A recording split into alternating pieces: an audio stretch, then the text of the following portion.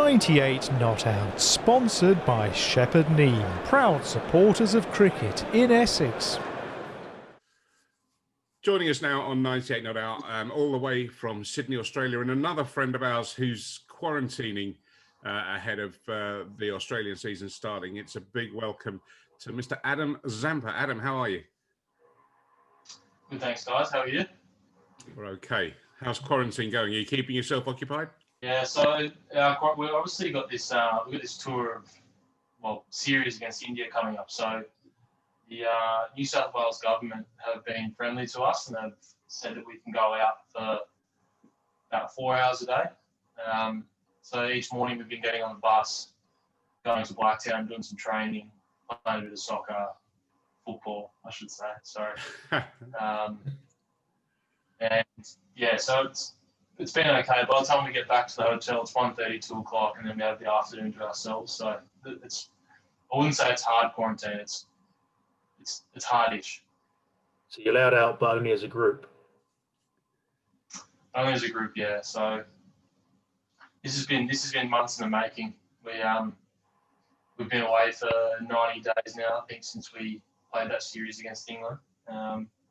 So yeah, I think Cricket Australia had to do quite a bit of wheeling and dealing with the government to try and get us this opportunity. But basically, as soon as our quarantine's over, we play today against India. So we need to do some sort of training.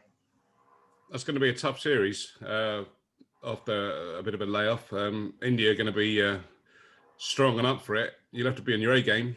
Yeah, so about 14 of us have come from the IPL as well. So guys have either been playing a lot of cricket or training, and then the other guys that are in the squad and that will join us have been playing Shield cricket.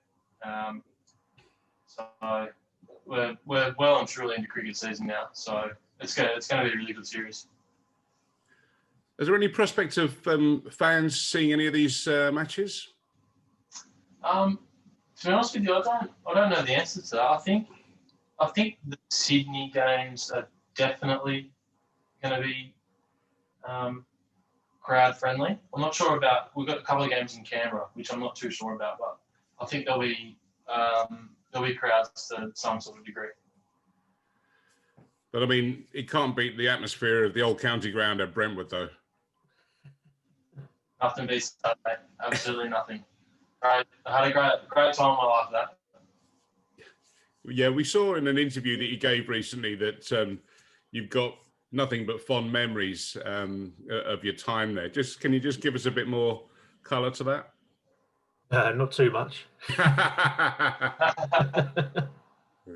Boys love it. The boys love beer and game spoof. I know that. But yeah, it was a pretty weird point in my career. I just got told I wasn't getting a CA contract at the time. So basically, one of the main reasons why I wanted to come over to England to play club cricket was because I just got dropped from the Australian one-day team as well. And they were playing a series in England, and I thought it'd be a good opportunity to try and stay close and stay within the vision of the new coach and staff. So that was one of the reasons why I thought it'd be a really good idea. But it was really nice to, obviously when you get told you're not getting a contract and when you get told you're not in the squad anymore, it's a bit of a kick in the guts. But I guess going back to playing club cricket for Brentwood and getting that Essex T20 deal as well, it was nice to kind of take a step back and just go back to,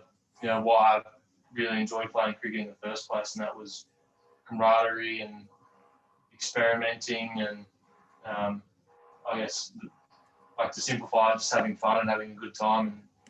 And it was literally my career from that point onwards has just been rising. So you didn't feel any pressure when you were playing for us, then, that you were expected to perform? Just played it for the fun of it. Well, I expected to perform, but it's one of those things where I was there for 5 games and I kind of knew the way that I was bowling that I was going to do well, and I'm the type of person that I think people are more will remember me for not for my bowling, for my energy around the group and what I actually brought as a human being rather than me as a cricketer. So that's more important to me than getting a few wickets. So I came with an open mind, had a good time. Aaron West was the captain at the time, and I was playing with him. And I think he'll probably, he's mentioned before that he hardly ever saw me because I was in London every second day or whatever. I just had a good time. And then you had some time at Essex as well. Essex are on a bit of a roll at the moment, form-wise, the last few years. How was it fitting in with those guys? Yeah, it was as smooth as any other team I've ever been involved in, to be honest. So Anthony McGrath, I can only say good things about him as a coach. He's like, tactically, he's not really a hands-on cricket coach. He's more of a make the players feel like they're on top of the world when they're walking out across the line. So I felt like, Nags was really good at making players, feel like they were going into the park ready to do really well. So, and those boys, they had a good time, like they had really good culture of just winning and enjoying it as well. So, a lot of trophies in the cabinet in the last few years. And a good bunch of guys in the dressing room as well. Yeah, absolutely. No, you can look down the list of names there, and there's not one dickhead in that group, to be honest. So, just if I had the choice, I would be back playing for Essex every single season. So, what are your hopes for the Australian summer? Obviously, India, as you've mentioned. Have you got any personal targets or goals you want to achieve? No, I had a really strong series against England, and that was a really big test because people are always talking about England and the way they play their one-day cricket, which is really attacking and aggressive and hard for spin bowlers to really make away. But I felt like that was probably the best series I've ever had in my career. So just want to, it feels like as an Australian cricketer, it doesn't get any easier. So, you've got the big four countries, you've got Australia, England, India, and who's the other one I'm thinking of? I always feel like I'm playing against England or India. So it's always tough opponents. India next. It's always a really tough competitive series. So, I'd love to just be able to be really consistent, which is what I've been for the last 18 months. And then, after that, we've got, I think, only one more series before the IPL again. So, I'm going to really enjoy my cricket for the next few months. We've got BBL, and then IPL, and then the 100 ball comp, hopefully Essex again. So there's a lot to look forward to. What was the experience of the IPL like then without the crowd? Obviously, you played IPL before, haven't you, with thousands and thousands of people in stadiums, and then all of a sudden it's empty in a different country as well. Yeah, that was it was interesting. It was interesting for, I think, the Indian guys first up because they're only ever used to that. When you're a professional cricketer, even a domestic cricketer in Australia, they're used to. We'll play our this day, one day games with no crowd at club grounds. That's what we've done for the last 5, 6, 7 years. And we did it in England, so it wasn't really a rude shock to us. Those first couple of games in England, I think when they were in Southampton, they were a bit of a rude shock. Like you kind of get the energy from the crowd, particularly once the power play overs are done and everyone's out, fielding in the outfield. You kind of get the energy from the crowd, but you didn't have that, so that was a bit of an eye opener. But yeah, the IPL was a great experience again. Dubai was a great place to have it, considering the issues we're having with COVID. We didn't have to worry about, a typical IPL travel day is pretty tough. You have your luggage out and the night before you go, your luggage gets taken, put on a bus, the bus gets driven to your next destination. The next day you wake up, usually hungover, and then you get on the flight and go to your next destination. and they can be pretty tough days, like 12-hour, 10-hour travel days. So yeah. You mentioned luggage. I've seen a story about you taking a microwave with you. Is that right? Sorry, I'm just getting a phone call. Yeah, I took a microwave to England with me. I've got like a little electric fry pan as well. Got all my coffee stuff, so I'm pretty well sorted here at the moment. The coffee thing was a feature of that documentary, The Test, which Amazon did. How long has that been going on? I'm going to take it that's not a new thing with you, the love of coffee. No, it's probably been like maybe 3 or 4 years old. Like, I could go in depth with you about specialty coffee, but I could talk to you about it all day. So, have you got a favourite bean or a favourite blend? No blends. It's always basically what the coffee that I drink. It's called 90 plus coffee. It's the best coffee in the world, and I only ever drink 90 plus. Each coffee in the world is scored out of 100, and these coffees are they're next level, basically. And I guess the best thing about being a professional cricketer is that you travel so much and you go to different destinations. And my favourite part of being a professional cricketer is getting, pre-COVID, getting to a new hotel, getting to a new destination and dropping all my luggage and then going out and finding a nice coffee and finding a specialty coffee, finding a nice vegan meal or finding a nice whiskey, as you know, Webby. That's kind of my favourite thing about being a professional cricketer.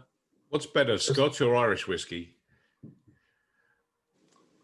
To be honest with you, I don't really pick and choose. If it's a nice Irish whiskey, I'll drink a nice Irish whiskey. If it's Scottish, I'll drink a nice Scottish whiskey. Even so, there's some really good distilleries now in Australia, so the world's trying to catch up to you guys over there. So I suppose the Love Cafe has taken a bit of a pause through COVID. You and Marcus Stoinis can't get together in the cafe.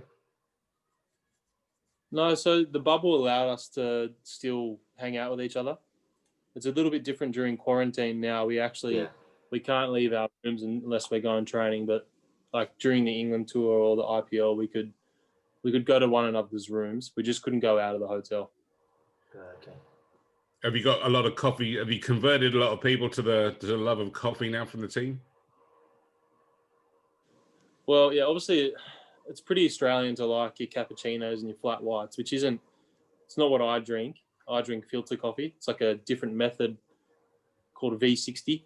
So that's what I drink. But I think the boys started to question why they'd never brought like their own coffee gear to trips. So once I started doing it, now the boys started to like buy espresso machines and things like that. So all the boys starting to get around their own little coffee setups. It's like a far cry from the days of I read in Shane Warne's autobiography when he went on tour that he would just take boxes and boxes of baked beans because that was all he would eat when he went touring. You've come away from then. Yeah, I don't know how much of a myth that was. I know Warney used to love a dart and triple cheese toasted sangers, and the baked beans is an interesting story. So yeah, it's a little bit different to what those old school cricketers would have had to put up with. And you have a vegan diet these days, which from sportsmen that seems to be a really, really good thing to adopt. How did that come about? My veganism came from a compassionate side. Like, I never did it for sport or lifestyle. I always did it because I just thought it was the wrong thing to do. I ate meat for the first 20 years of my life. So, I couldn't really see the other side of things. But yeah, there was a few things that I watched. And then I just, started to learn more about the farming industry and things like that. So I always did it for the compassionate side of things. I never did it for performance.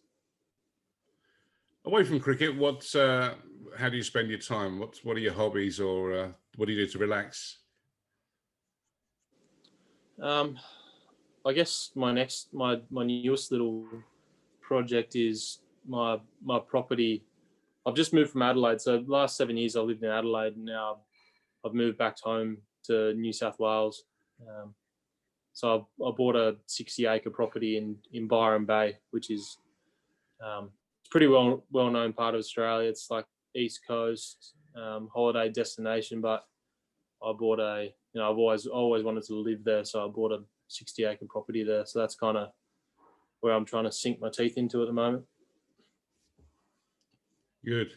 Now, we like to ask pros that we get on the show about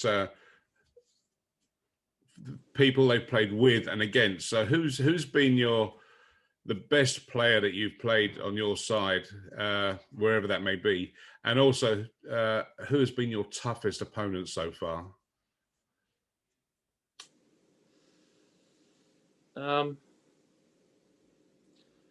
Just recently played with AB de Villiers at RCB in the IPL, and he's different gravy. Like,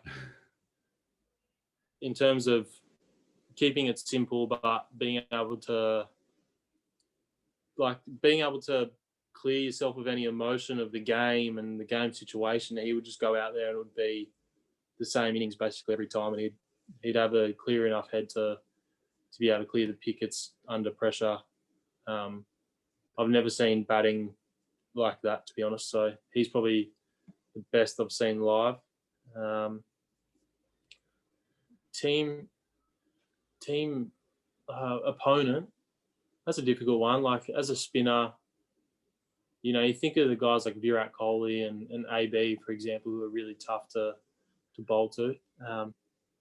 But this guy, like, big hitters are always the ones that put you under the pressure the most. So it's probably someone like Kieran Pollard or like a Hardik Pandya from India. He's one of those guys where, if you're up against those guys, they're trying to hit you out of the park, and they can do it consistently.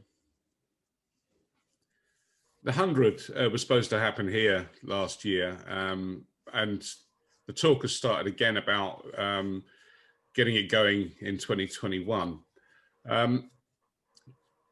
Lots of questions, lots of debate over here about whether there was a need to change the format in trying to bring franchise cricket to England. You got any thoughts about the 100 and, is it going to be a success, or, why it's being done? And if you're going to be a big part of it as well? Yeah, like, obviously I would never talk it down now that I'm going to be involved in it. Yeah. I'm always one for innovation and change, and look back at the timeline of cricket, and you go back to the start of T20 cricket, you go back to Kerry Packer and World Series cricket, you go back to one-day cricket. I'm sure there was enough people that questioned it, but if there's not people questioning it, then it's not very innovative, is it? So I like the idea of the 100 ball. I think 200 balls of cricket crammed into 2.5 hours is probably, it's the same as a football match, or same as, over here, rugby league or an AFL match kind of thing. So it engages the crowd a little bit more, and the fans are the game basically. So, we've recently come up with some rule changes here in the BBL, which I'm 100% for. There's been a lot of critics come out, but I just think people are scared to change and embrace change and innovation, which I just think it's harmful to our game rather than creating something that could possibly be better. But from my point of view, cricket, no matter what it is, T20, one-day cricket, Test cricket, it can always improve and be better. Like, we shouldn't be so strung in keeping it what it is. It just seems in cricket, the fans and the journalists seem to be so conservative. You look at other sports like soccer, for example, they're bringing in innovations and technology all the time. And it doesn't seem to be questioned when it's been brought in. I mean, it receives some sort of criticism once it's in, but cricket seems to be almost unique in resisting to any kind of change. And that goes back, 30 years when, coloured kits and white balls were brought in. It seems to be a strange one, really. I don't quite know why cricket stands alone like that. Yeah, I don't get it, but cricket's just a different beast. Like, I think, to be honest, I agree with you. I don't understand. We've got a lot of critics over here with the Big Bash at the moment about the third overseas player and all these new rules, and it bewilders me as to why people have an issue with change when I think the changes can just make it more of an exciting spectacle for fans. I think T20 is starting to get to the point where it's almost like even a little bit too slow. There's too much, one day cricket's, people think it's too long and there's too much in between the power play and the death overs. And I think T20 is almost getting to that point where you get the 6 overs done and people are waiting for the last 4 overs almost. So I think, anything that can make the game expand and stretch out to be more exciting over the whole 40 overs is a good thing. That's an interesting point, isn't it? Because the 100 is designed, as you say, to be a quick game. But T20 was designed to be a quick game, and now you frequently see T20 games going 4 or 5 hours. So it's kind of missing the whole point of what it was started for.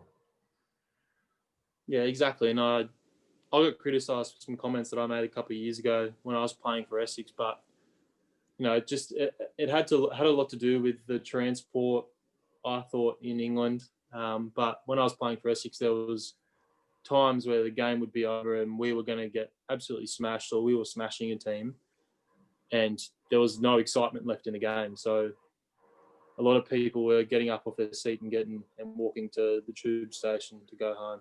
And I think that's a really bad look for the game. So as long as we can somehow keep fans involved, and I think that's probably where the innovation needs to concentrate the power on. There's a T20 league just about to get underway in Sri Lanka, the Lankan Premier League. There seem to be more and more and more of these franchise leagues, T20 leagues, coming up. Do you think that's a sign of the popularity of the format, or is there a danger that having so many everywhere, it can dilute a successful thing?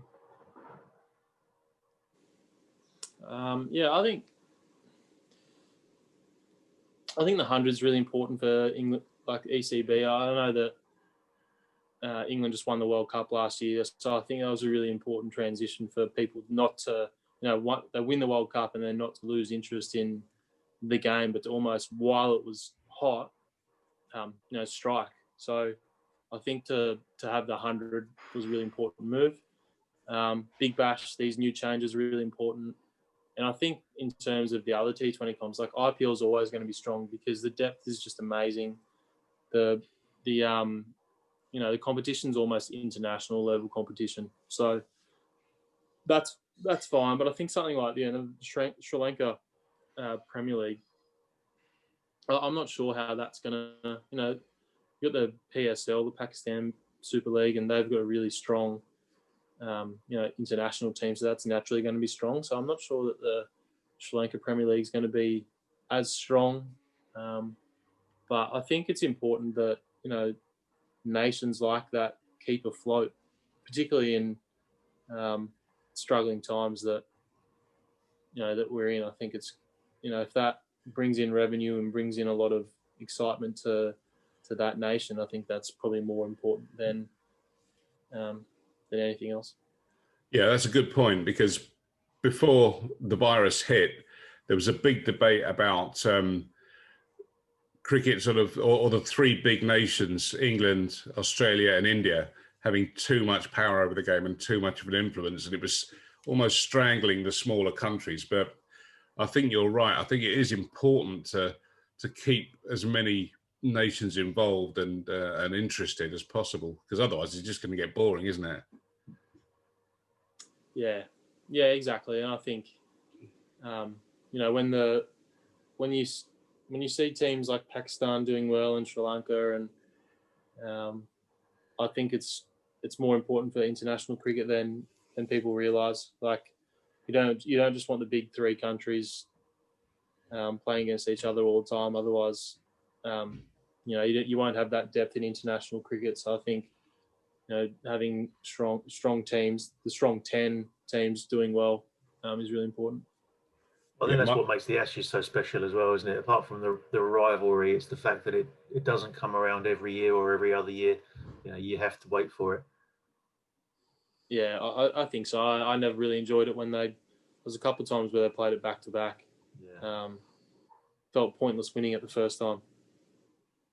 Yeah, it was usually us that won it the first time, and then you took it back a couple of months later. Yeah, we took it back off. So I think we've got it at the moment, do we? Yeah, you do. I mean, it's funny talking to, we were talking to Shane Watson a couple of weeks ago, and it's a good example because the Ashes still has the level of interest and excitement, both in England and Australia as well. It's something that the whole country looks forward to and gets behind when it happens. I think that's worth preserving, definitely. Yeah, I tend to agree with you there. I think the hype that it brings, even the hype that Australia versus India brings now, it's important to make that a strong sense when those series are happening. I think if it happens too often, then it'll definitely lose the zing. So I agree with you. Okay, Adam. I think we need to wrap it up now because my Zoom account is ticking away in front of me.